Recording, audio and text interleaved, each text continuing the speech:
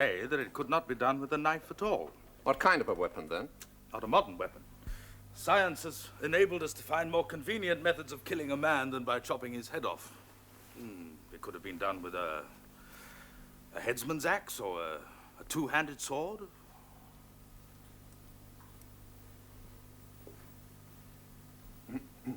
Oh, yes. Well, Doctor, do you mean a sword like...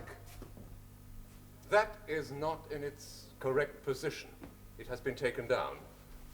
Then it seems we may look no further. But it could not have been used. See for yourself. It's blunted. To my knowledge, this house contains no other weapon which could have... Oh, Doctor. Could this crime have been committed with a French cavalry saber? Are you suggesting... I'm asking you for your professional opinion. Could it? Yes. In fact, it would be the ideal weapon. Thank you. Will you both come with me? And it's no good. Oh. Well, Commandant O'Brien, Yes, monsieur. you're not wearing your sword. No, I took it off, left it on the hall table. It was cumbersome. And There is no sword on the hall table. You may see for yourself.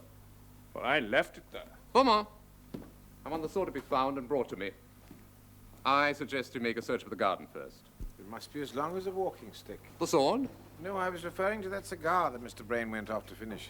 He's been gone the past half hour. Who is Mr. Brain? Has anyone seen him? I haven't. Not since he left the dining room. Beaumont, will you find Mr. Brain and ask him to come here?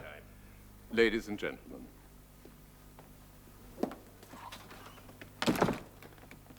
A man, a stranger, has been murdered in grotesque circumstances. For the time being, I intend, as prefect of police, to use my discretion. Being so public a figure, I can command privacy. My first concern is to exonerate every one of my guests before I hand the case over to an inspector. But on your honor, you will none of you leave this house until midday tomorrow. There are enough bedrooms. But surely you don't mean to involve us in this Lord business. Galloway, I'm attempting to arrange matters so that you will not be involved. Monsieur, You'd better make a start with him.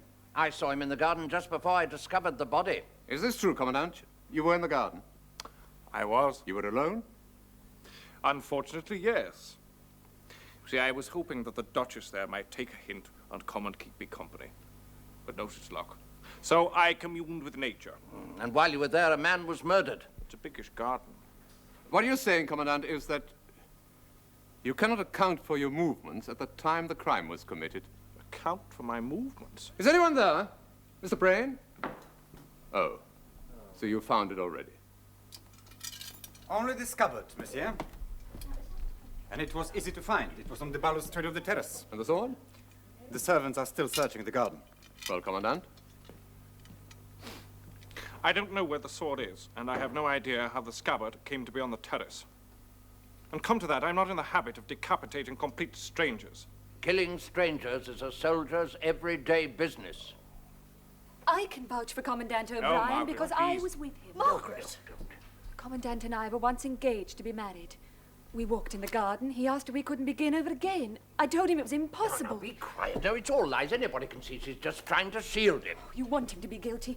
Very well, then I'm guilty too. I must be because I was with him. We talked. Then for appearance sake, he let me return to the house alone. And he remained on his own in the garden. Yes. But he couldn't have done it. There wasn't time. My dear Lady Margaret, by the laws of reason, this is a murder that no one could have committed. How did the victim get in the garden? Well, the answer is he couldn't have done so. It's impossible. Yes, that's quite right. Apart from the twigs, that's the only clue we have. What is? It's impossibility. Perhaps he climbed over the garden wall. A wall that high with spikes on top? Well, then he must have come through the house. The front door, the only door, was locked and bolted. It still is.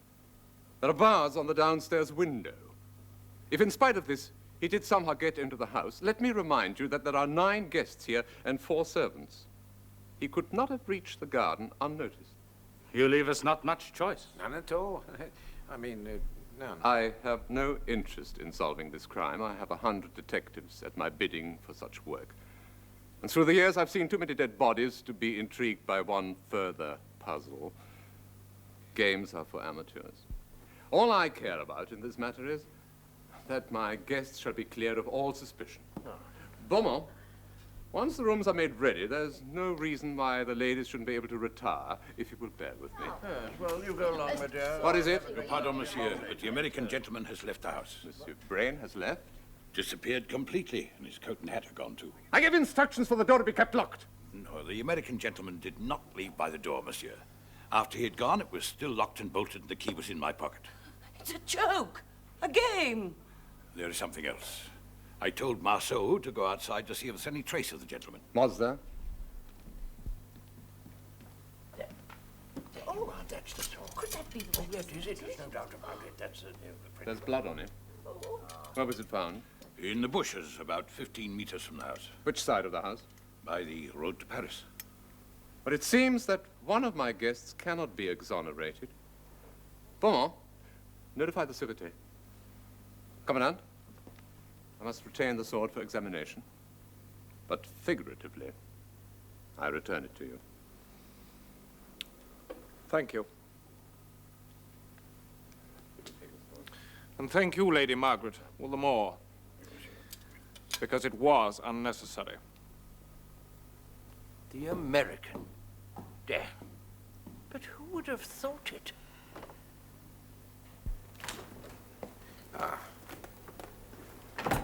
You sent for me, Monsieur Valentine? I'm sorry to keep you from your bed, Father Brown. But I have a question or two concerning Mr. Bray. Yes. Oh, he doesn't disturb you to be in the presence of a dead body. Oh, I've forgotten. The afterlife is your stock in trade.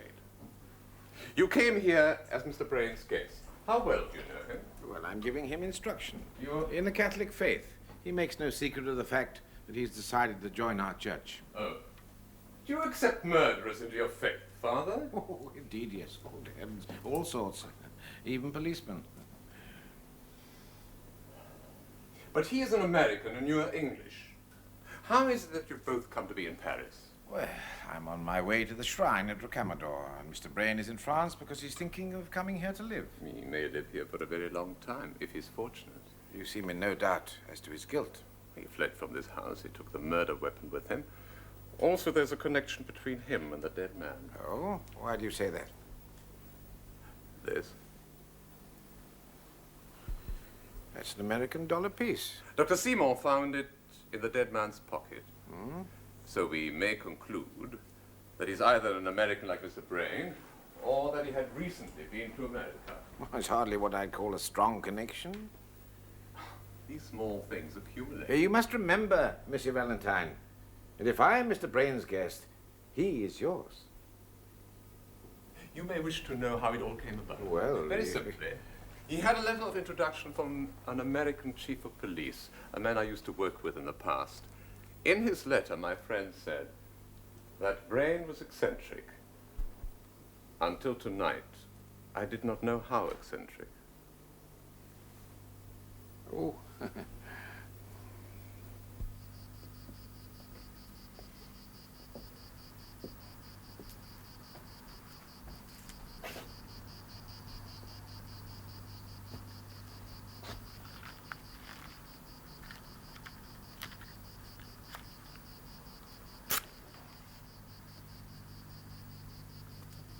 Merci.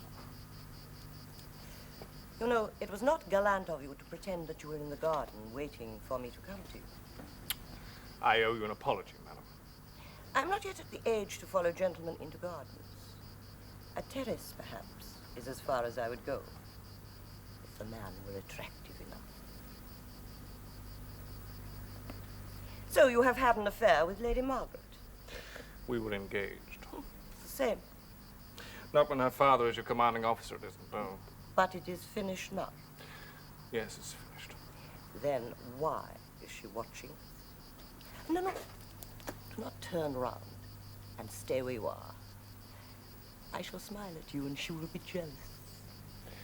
Madam, I don't play games. No? Then you will not win games. Come. Shall we walk?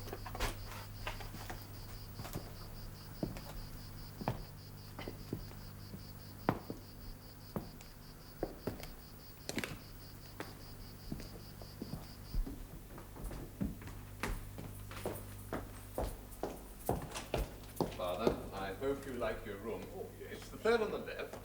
It overlooks the river. May I borrow a nightshirt? Monsieur. Like this. Monsieur, here is the preliminary report you asked for. No doubt the police surgeon will go into more detail later. Is there news of Mr. Brain? He has not returned to his hotel in Paris, but I do not intend to sit up all night waiting for news of him, unless, of course, there's something in this to detain me. There's just one detail which I find both strange and unpleasant. May I show you? Very well. Oh, may I? Oh, May I? please, Father Brown, you come too. I know how fascinated you are by puzzles. Thank you. Well, Father Brown. Yes. Well? Forgive me, but there are 5 questions that I ask myself. Please, I do not doubt for one moment that this man was killed by the American Brain. What are your questions? First, why should a man attack another man with a sword when he might more easily stab him with a pocket knife, which he could put out of sight on his person afterwards? Good. And the second? Does a man see another man attack him with a saber and stand there in silence? Yes, of course, the twigs. Oh, I'm sorry, Doctor. Third, a rat could not get into that garden unobserved, yet the dead man did so. How? 4, given the same conditions, how did Brain get out of the garden and the house? And the fifth? You will find that in my report. Now look here. When I first saw how the head had been cut, I supposed that the assassin had struck more than once, and so he did, but after the head had been severed. Now see this. You see these slashes across the truncated section? Brain struck the man's head off with a single blow and then stood over the body, slashing at it with a sword. It is as I suspected it. The man is insane. I wonder if Mr. Brain is skillful with a saber. Skill was not necessary. It was, you know. Oh, I don't mean to commit the murder. Anyone with strength enough could have done that. No, I was referring to the twigs. The twigs. Thank you for the report. I think we ought to retire. Gentlemen.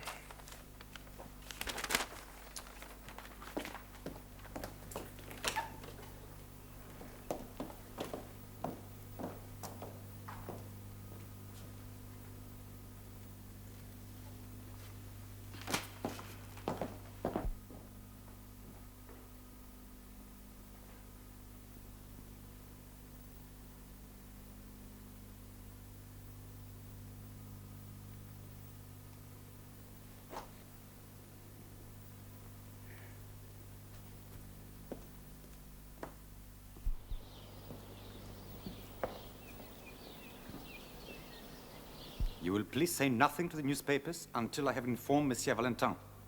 At all costs, the public must not be alarmed. Yes, Monsieur le Préfet will be personally in charge. Is there news of Mr. Brain? Indeed, there is. He's been captured. No, Monsieur l'Abbé. He has committed another murder. He's done what? And in the same manner as the first, by decapitation. Another head has been found. It seems that we are dealing with a homicidal maniac.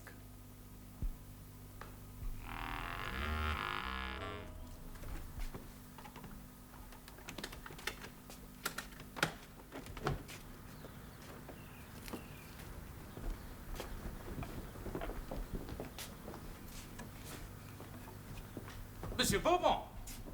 One moment, Doctor.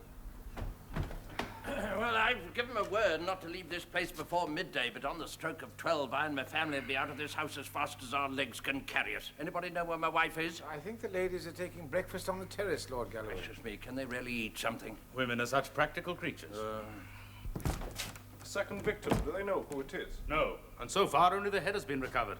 It was found in the river 100 meters from here. I should like to see that head. Well, I'm damned if I would.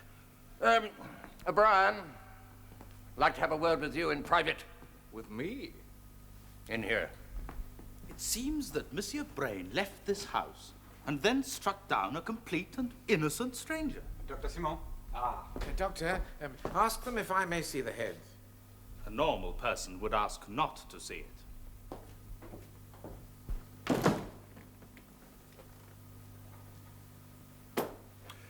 O'Brien, last night I took you for a murderer and I said as much. I was wrong and I offer you my apologies. I suppose it's a fact of life that when people insult one in public, they usually apologize in private. If it's a public apology you want, you shall have it. Never mind, it doesn't matter. Ah, you young fool. Now, you took that money from the mess fund, and the court knew why you took it. But they'd have looked the other way, given you a second chance. For your sake. Yeah.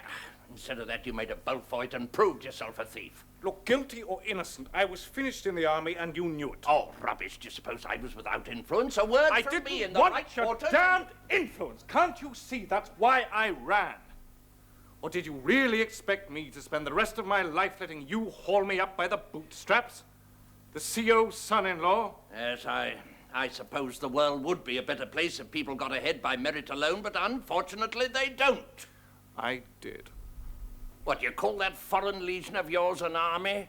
No. Now, look here, O'Brien. You're a deserter. Nothing can alter that. But I still do know the right people.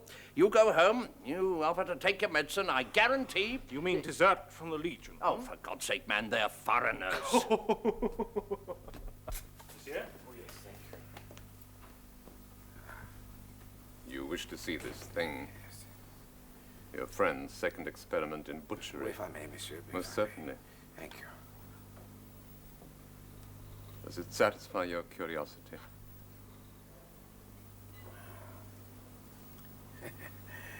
And you really think that Julius Brain cut off this head also? Both murders were by decapitation. They happened within a short distance of each other. The two heads were severed by the same weapon. So, do you doubt that Brain committed both crimes? Well, I'm afraid I must, monsieur. You see, pardon me, it's not so easy for a man to cut off his own head. Yes? Well, don't you recognize him? This is, or was, Mr. Brain. Mon Dieu. You're right. He's right.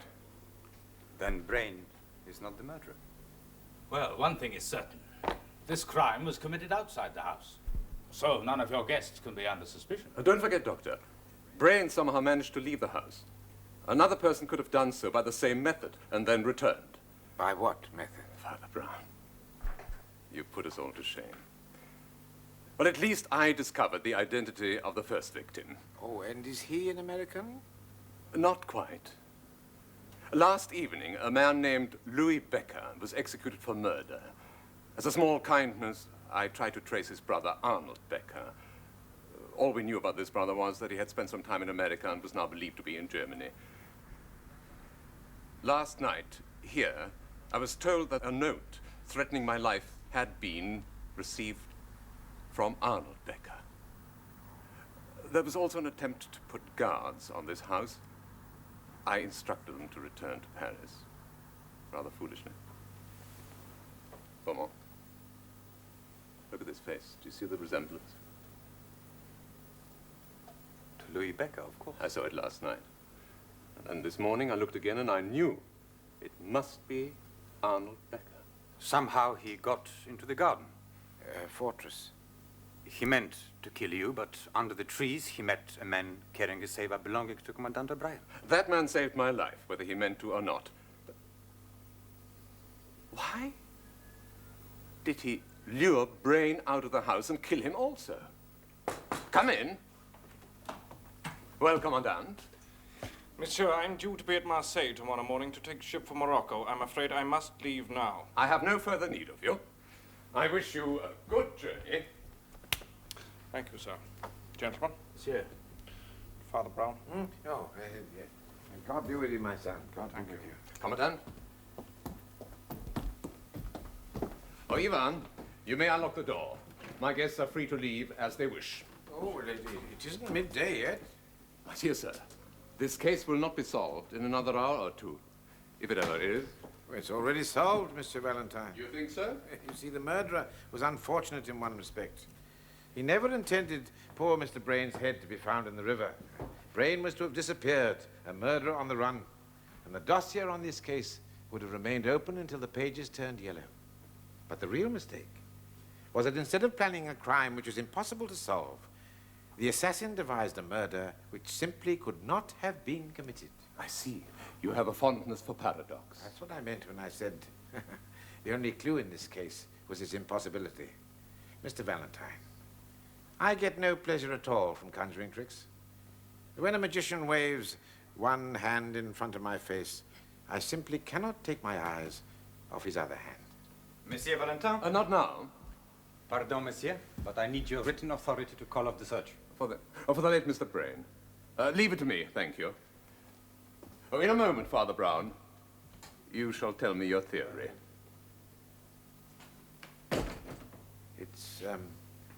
It's rather more than that. Evidence.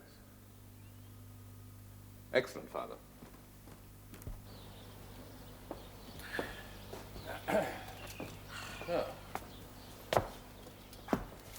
Monsieur Valentin says that his guests are free to leave now if they wish to. High time, too. I do not think I shall come here for dinner again. It has been a most boring experience. Boring, madam? You and I have different tastes in matters of excitement, monsieur. Au revoir. Au revoir, madame. Well, come along with you. Let's see if we can find a taxi. Yes. Would your lordship